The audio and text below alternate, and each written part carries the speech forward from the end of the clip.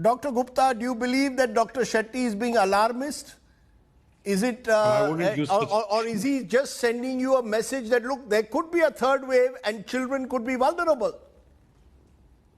Well, I wouldn't use such strong words as he's being alarmist, but I think I would say that he's more worried than he should be. So the point is that proportionately today, let's look at the situation today. Mm-hmm. Any family who's got COVID, are we saying that the children are somehow spared? No.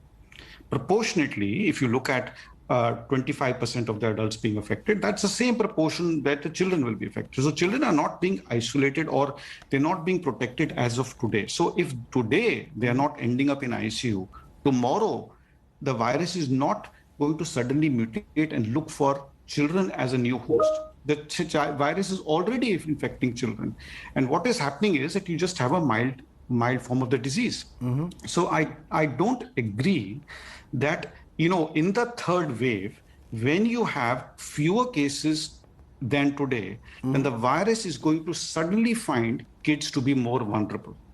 So, unless there is a new mutation that we don't know about. So that's the question. If there is a new mutation, you're saying, then we all bets are off. Then we don't know. Well, the new mutations so far, whatever mutations have happened, whether it's the Kent variant or the Indian variant or the South African variant, we have to go by what data we've got. Have any of those variants, except the Indian variant that we don't have robust data about, have they disproportionately affected children? No. So let's look at a resource that we've got, which is limited, and we've got to spend this pool of money. And I would be very surprised if anybody would consider this as good use of resources if we start building new pediatric care, intensive care units under the suspicion that the virus might mutate. Right. And unlike previous mutations, is now going to hit children more. And now the children, which previously had just mild disease and moderate disease, which did not require hospitalization, are suddenly going to fill up our hospitals. So I'm coming up from the data point of view, but you've got to look at what the situation is today in India today. I take your point. The question is, of course, young parents is what was suggested by Dr. Shetty, need to get vaccinated because the fear is, will they pass on the virus to their children? Dr. Nagpal, do you also believe that Dr. Shetty is being alarmist when he says prepare for a possible third wave affecting children?